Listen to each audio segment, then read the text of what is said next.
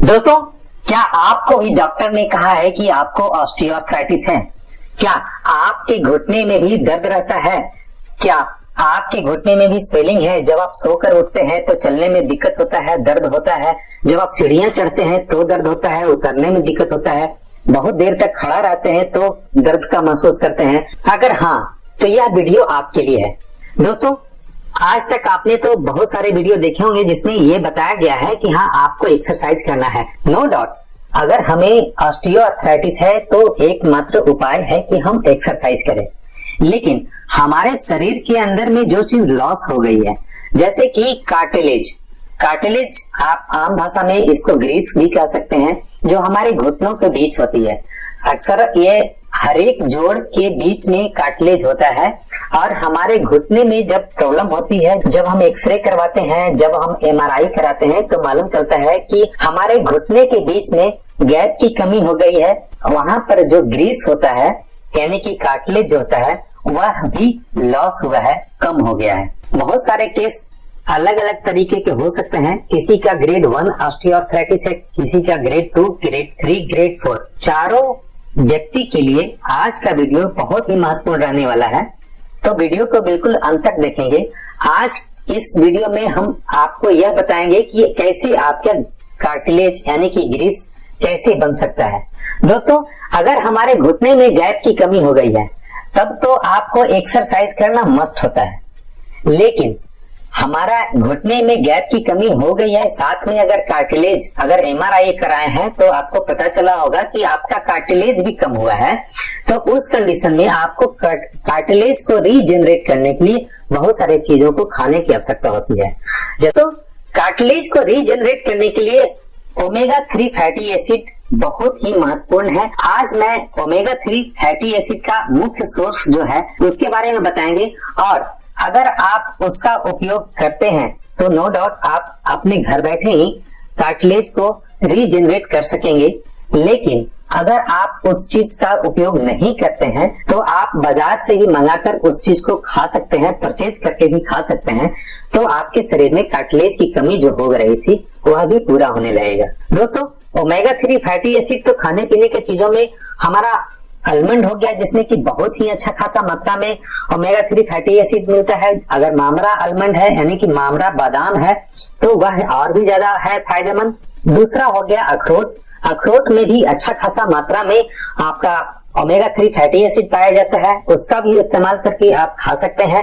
और तीसरा हो गया चिया सीड्स। चिया सीड्स के बारे में बहुत सारे वीडियो मैंने पहले भी बना के रखा है, बहुत सारे लोगों ने ये कमेंट भी किया कि क्या चीज होता है। सिंपल सी बात है, चिया सीड्स आप बाजार से ले सकते हैं, बाजार में अवेलेबल है, 600-700 रुपए केजी के हिसाब से आता है, बहुत महंगा नहीं है। अगर आप देखेंगे तो वह 1 चम्मच आप यूज करते हैं तो मुश्किल से 8 से 10 रुपया में आपका काम हो जाता है। तो चिया सीड्स भी खा सकते हैं। चौथा जो चीज है वह है अलसी। मैंने अलसी का भी जिक्र किया है पिछले के वीडियो में, तो अलसी भी 100 रुपए के आसपास 1 केजी मिलता है, आप उसका उपयोग कर सकते हैं। कहने का मतलब कि हमारे नेचुरल सोर्स से जितने भी चीजें हैं, जितने भी मैंने बताए हैं, वह सभी चीजें में ओमेगा 3 फैटी एसिड प्रचुर मात्रा में पाया जाता है। अब सवाल यह उठता है कि हमें कितना खाना चाहिए। दोस्तों, बॉडी वेट आपका जितना है उसके हिसाब से आपको उस मात्रा को लेना चाहिए। अब अगर हमारा body weight 60 KG, 80 KG, 100 KG से ऊपर है तो हम अपने बॉडी वेट के अनुसार देखेंगे। मैं एक मात्रा बता दे रहा हूं ताकि आप उसका सही उपयोग कर सकें। आप अगर अलसी का उपयोग करते हैं तो आप 1.5 से 2 चम्मच भुना हुआ अलसी इन द सेंस कि थोड़ा सा रोस्ट कर लें। आप अलसी को बाजार से अलसी लाएं और उसे तवा पे थोड़ा सा कम आंच पे इसे रोस्ट कर लें, भून लें, उसको पीस लें, ग्राइंड कर लें, उसे पीस करके एक पाउडर बना लें और उस पाउडर को आप सुबह उठ करके नाश्ता के पहले आप खा सकते हैं। उससे भी आपका रीजनरेट होना शुरू हो जाएगा आपका कार्टिलेज। दोस्तों, दूसरा जो चीज है वह है चिया सीड्स। चिया सीड्स को भी रात भर हम फूलने के लिए दे देंगे। सुबह पर जब उठेंगे तो हम अपने हिसाब से उसे चबा चबा करके खा लेंगे, तो हमारे शरीर में यानी कि हमारे घुटने में जो कार्टिलेज की कमी हो गई थी वह भी पूरा होने लगेगा। तीसरा चीज जो सबसे पहले मैंने बताया है कि आपका मामरा बादाम या फिर कैलिफोर्निया बादाम भी आप ले सकते हैं या अखरोट ले सकते हैं।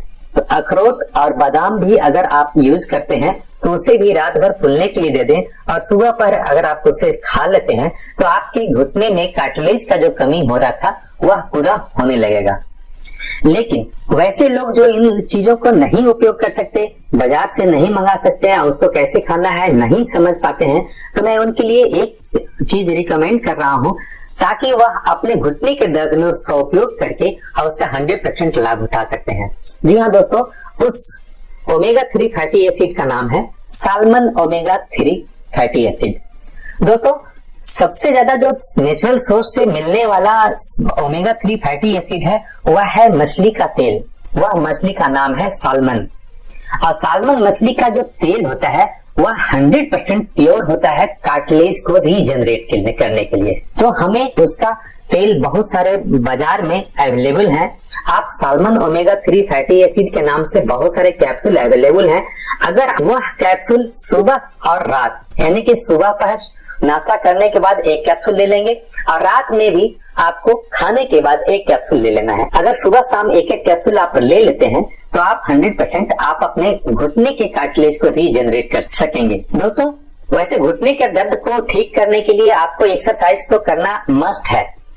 नो डाउट आपके घुटने के बीच में जो गैप की कमी हो गई है उसको बढ़ाने के लिए हमको एक्सरसाइज तो करना मस्ट है। ये कभी नहीं समझिएगा कि हम खाने पीने को चीजों को ले करके और हम ठीक हो जाएंगे, ऐसा नहीं हो सकता। क्योंकि आपका कार्टिलेज तो रीजनरेट हो जाएगा, कुछ दिन के लिए आपको वह राहत दे देगी, थोड़ा दिन के लिए आपको दर्द से छुटकारा मिल जाएगा। लेकिन जैसे ही वह कार्टिलेज धीरे धीरे, चूंकि आप एक्सरसाइज अगर नहीं करते हैं तो फिर से वह प्रक्रिया शुरू हो जाएगी कि आपका बॉडी वेट बढ़ा हुआ है और आप अपना घुटने का ओवर यूज कर रहे हैं, तो कुछ गलतियां कर रहे हैं जिस कारण वह फिर से दर्द होना शुरू करेगा। इसलिए मैं तो रिकमेंड जरूर करूंगा कि पहले आप एक्सरसाइज करें। मैं सिर्फ ये आपसे जानना चाहूंगा कि आपको कौन सा ग्रेड का ऑस्टियोआर्थराइटिस है, ग्रेड 1 है, ग्रेड 2 है, ग्रेड 3 है या ग्रेड 4 है। अगर डॉक्टर ने आपको बताया है कि हाँ आपको ऑपरेशन कराना पड़ेगा, इट मीन्स आपको ग्रेड 4 है। अगर ऑपरेशन प्रिस्क्राइब किया है तो ग्रेड 3 और ग्रेड 4 को भी डॉक्टर ये रिकमेंड कर देते हैं कि आपको घुटने बदलवाने पड़ेंगे।